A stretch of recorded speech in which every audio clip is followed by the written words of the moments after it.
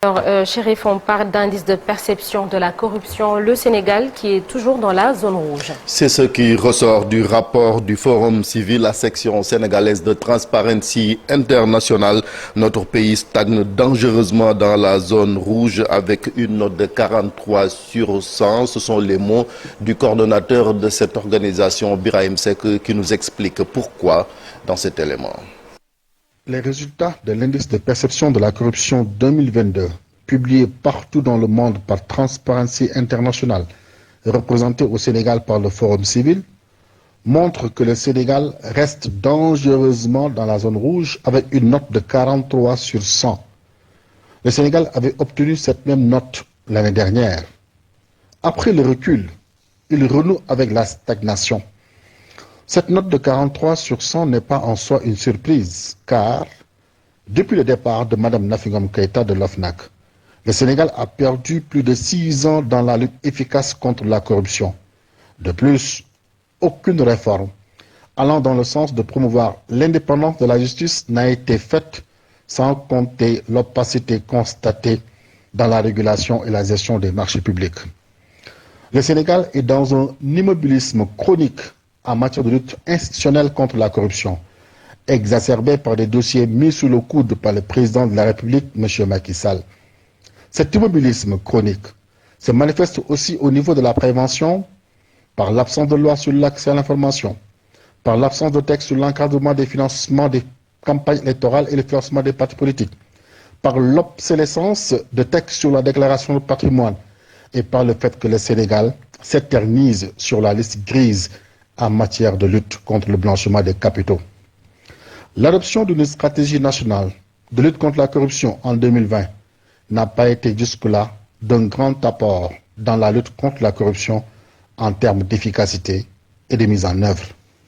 Bonne gouvernance toujours avec le classement Mont Ibrahim. Le Sénégal donc occupe le 9e rang sur 54 pays dans l'indice de bonne gouvernance donc de Mont Ibrahim, un score qui s'est amélioré entre 2012 et 2021, supérieur à la moyenne plutôt du continent, concernant donc 70 sur 81. Nous y reviendrons sur Nanata dans Actu Commenté. L'essentiel des quotidiens également ont évoqué ce classement du Sénégal pour la bonne gouvernance concernant donc Mont Ibrahim. À l'université Cheikh Anta Diop de Dakar, les étudiants donc commémorent l'anniversaire de l'assassinat de Balla Gaye, tué le 31 janvier 2001 lors d'affrontements entre justement ces étudiants et les forces de l'ordre. À cette occasion, il est prévu une séance de récital de Coran à la place des Martyrs, place appelée également place Balla Gaye, là où il a été tué. Après aussi, les étudiants comptent se rendre à Tivaouane pour une visite chez sa famille. L'étudiant Mamadou Diop, lui aussi, a été tué le 31 janvier, c'était en 2012, à la place de l'Obélisque, donc lors des affrontements entre les policiers et les manifestants, donc qui réclamaient ou contestaient la 3e candidature de Abdoulaye Wade. À cette occasion, justement, le collectif Diamou Mogen 3e mandat donne une conférence de presse tout à l'heure à Dakar pour décliner ses actions, mais aussi lancer un appel aux forces vives de la nation. Les artistes se mobilisent pour la libération de leurs collègues. Tal Gueye, appelé donc Nit Dof, ces acteurs culturels ont organisé hier une conférence de presse pour dénoncer l'arrestation de cet artiste rappeur qui a été donc placé sous mandat de dépôt la semaine dernière. Nous suivons le compte rendu de Maïmouna Ndiaye et Amadou Ba. Ils sont artistes, rappeurs ou acteurs de la culture urbaine. Leur plan d'action œuvrait pour la libération de Mor Talla Gueye, plus connu sous le nom de Nit Dof. Quelqu'un qui s'excuse, mais soxlawoo di ko arrêter. Si par exemple l'arrêter pour qu'il s'excuse, pour l'humilier, tu ne peux pas l'humilier parce qu'il s'est excusé. Finalement, l'État est dos au mur, la justice est dos au mur, parce que question humaine, c'est des questions qu'on peut négocier, discuter pour effectivement dire à la personne qui a fait ça, tu as fait ça, ne refais plus ça. Et lui-même a dit mangi djégalu ñep. Mangi djégalu ñep. Juge bi ci la bok, magistrat ci la bok. Et il y a énormément d'aberrations. Énormément d'aberrations, pourquoi? Parce qu'effectivement, on dit désobéissance, appel à l'insurrection, menace de mort. Il n'y a rien de cela qui apparaît effectivement dans ce live. Donc en fait, les chefs d'accusation à son endroit sont inventés de tous bords et c'est mensonger. Ces musiciens lancent un appel à l'État du Sénégal pour réparer ce qu'ils qualifient d'injustice. Malheureusement, Niddof, les gens disent appartenance politique. Dans le Niddof, ce n'est pas l'appartenance politique. Dans le Niddof, c'est le hip-hop, c'est la musique. C'est un élément clé de cette musique. C'est un élément clé du hip-hop. C'est un élément clé du rap sénégalais. Et cet élément clé du rap sénégalais, qu'on ne s'étonne pas que tout le hip-hop vienne bokk. Et je crois que ça n'arrange personne. Je le répète, ça n'arrange personne, ça n'arrange personne. Donc l'union là témoin, il y aura une demande de liberté provisoire sous peu. Lillahi wa rassouli, revenez à la raison. Ces acteurs culturels ne comptent pas s'en arrêter là. Ils vont user de tous les moyens légaux pour la libération du rappeur, disent-ils. Direction Touba, Chérif Dia, marché Ocass, retour sur les lieux après l'incendie. Les commerçants donc qui ont constaté les dégâts, plus de 100 cantines parties en fumée. Les sapeurs-pompiers se sont pourtant mobilisés pour essayer donc de limiter les dégâts, mais la situation du marché, surtout l'anarchie, ne leur a pas facilité la tâche. C'est un reportage de Habib Fayeta Alassane. L'alerte est lancée en quelques minutes. Les secouristes se sont rendus compte de la gravité de la situation, mais l'accès a posé d'énormes difficultés aux soldats du feu. Un incendie s'est déclaré au marché Ocass de Diourbel au milieu de la nuit.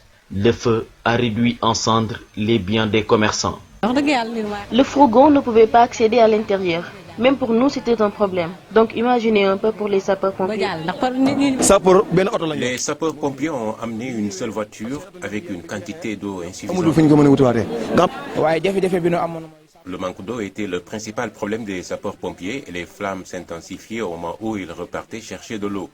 Le plus dur dans tout ça, il y avait une foule qui rendait encore plus difficile l'accès. Un réveil brutal et douloureux pour ses propriétaires. Le feu a ravagé le marché. Une centaine de cantines sont touchées. C'est tout ce que j'avais comme économie. Je n'ai plus rien. C'était ma seule source de revenus. Je venais travailler tous les jours du matin au soir. Un retour sur les lieux sera vain car les commerçants n'ont pu rien trouver sur place. Tout est parti en fumée. Quand nous sommes arrivés ici, c'était déjà trop tard. Les flammes avaient tout consumé. Nous étions impuissants face aux flammes. Mais malgré tout ça, nous rendons grâce à Dieu. Ici, les commerçants sont juste des débrouillards, ils ne sont pas riches. Il faut venir en aide à tous ceux qui ont perdu leurs biens. C'est comme ça que j'ai trouvé ma cantine ce matin quand je suis arrivée. Hier, j'ai tout laissé ici en rentrant. Le marché est envahi par les propriétaires des commerces et les riverains pour prêter main forte aux sapeurs-pompiers. L'actualité des sports avec le CHAN 2023. Le Sénégal joue contre le Madagascar aujourd'hui, Chérif, en demi-finale. Une rencontre qui va se jouer sur des détails d'après le sélectionneur des Lions, Pape Thiaw, qui a fait face à la presse à la veille de cette confrontation. Compte rendu Cheikh Sadibou Diarra, les images de la Fédération sénégalaise de football.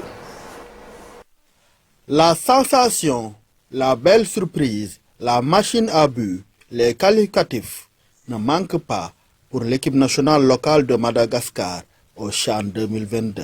En Algérie, les Malgaches font en effet bonne impression depuis le début de la compétition, tant sur le plan des résultats que de la manière. Dans le groupe C, amputé du tenant du titre le Maroc, qui a déclaré forfait, Madagascar démarre par battre le Ghana sur le score de 2-1 à la surprise générale. Les Baréas ne s'arrêtent pas là. Ils confirment face aux Soudanais, surclassés 3-0. Ils terminent premier de la poule et se qualifient pour les quarts de finale. Une belle prouesse pour cette sélection qui participe pour la première fois au CHAN après une première en Coupe d'Afrique des Nations en 2019. D'ailleurs, quelques joueurs de l'équipe nationale A font partie de cette épopée malgache en Algérie, comme le gardien Carbonero et le meneur de jeu Dax, meilleur joueur de la phase des groupes.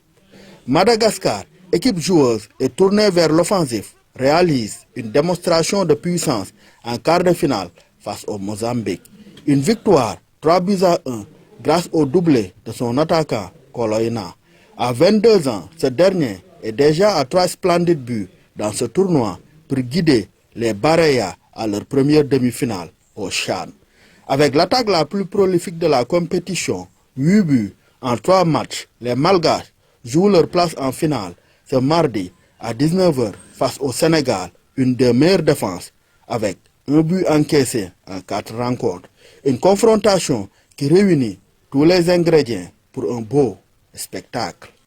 Merci, cher Sadibou Diallo. On souhaite bonne chance aux Lionceaux sur Nanata. C'était tout pour l'actualité nationale. On croise les doigts. Chérif Dia, merci. L'actualité nationale revient tout à l'heure et ce sera sous forme de brève. Et en Wolof, ce 31 janvier, retour sur la mort de l'étudiant Mamadou Diop à la place de l'Obélisque. C'était il y a 11 ans lors de manifestations contre la 3e candidature de Maître Abdoulaye Wade. Et puis 3 jours après l'incendie qui a ravagé une bonne partie du marché Ocas, encore une fois, Marcel Farba-Maroun va nous faire le bilan des incendies survenus sur des lieux de commerce à travers le pays. La revue de presse, ce sera avec Cher Diop. Et puis, pour la rubrique de quoi est-il le nom, nous allons retrouver Babacar Diouf à Bombay pour enrichir nos connaissances en histoire et en géographie. Tout de suite, l'actualité internationale.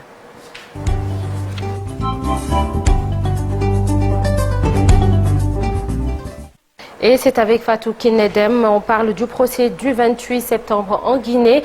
Le gendarme Blaise Goumou maintient sa version des faits.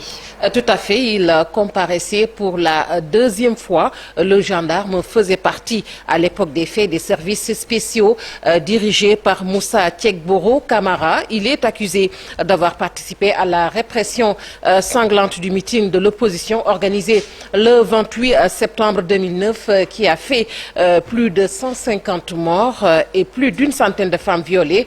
Le jour du massacre, Blaise Goumou était au stade, mais il affirme n'avoir vu aucun manifestant perdre la vie. Interrompu peu après 17h30, l'audition de Blaise Goumou doit reprendre ce mardi matin. Au lendemain du décès de la vingtaine de voyageurs dimanche à Dassa, au centre du Bénin, dans la collision entre un autocar et un camion, les autorités ont mis en place une cellule de crise pour accueillir les familles des victimes et les blessés graves. Plusieurs ministères sont mobilisés pour la gestion de ce drame, dont le ministère de la Santé. Les familles n'avaient pas toutes les informations sur le sort de leurs proches. Le ministre de la Santé leur avait donné rendez-vous au Palais des Congrès hier où une cellule d'accompagnement a été installée. Le bilan de l'accident s'est alourdi. Il est passé de 20 à 22 morts.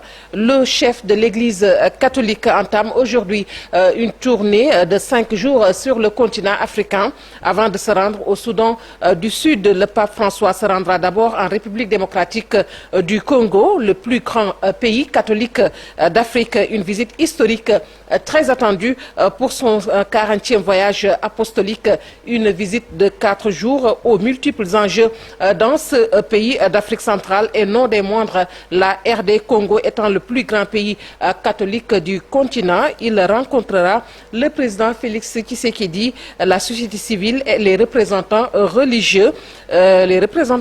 Bien sûr, l'une des étapes les plus attendues de cette visite devrait être la grande messe prévue aujourd'hui à l'aéroport, mercredi autant pour moi, à l'aéroport de Ndolo. Le souverain pontife ne se présentera pas à Goma, au nord Kivu, dans l'est du pays, comme initialement prévu. Pour rappel, la région du nord Kivu est le théâtre de violences armées depuis plusieurs années. Et nous terminons en Espagne où l'auteur présumé de l'attaque de la machette mercredi 25 janvier contre 2 églises d'Algésiras dans le sud de l'Espagne a été accusé formellement de terrorisme et va être placé en détention provisoire, a annoncé hier la justice espagnole. Yassine Kandia, un Marocain de 25 ans, va être incarcéré pour des faits d'assassinat et blessures à des fins terroristes, a précisé dans un communiqué l'audience nationale, le tribunal madrilène chargé notamment des affaires de terrorisme. Sokhna Nata, c'est tout pour l'actualité hors de Chine. Merci beaucoup Fatou Kiné. Rendez-vous tout à l'heure pour la version Wolof de l'actualité hors de nos frontières. Dans la seconde partie de l'émission aujourd'hui, nous allons recevoir le journaliste Ibrahim Bahoum pour une chronique. Alors le sujet, médias, pourquoi la vérité vient d'ailleurs? Point d'interrogation. La réponse sera donc tout à l'heure avec Ibrahim Bahoum. Et puis, aux alentours de 8h45, nous serons avec Kilifeu, membre du mouvement Y'en a marre. Tout de suite, la revue des unes des journaux parus aujourd'hui avec les journaux parus ce jour donc avec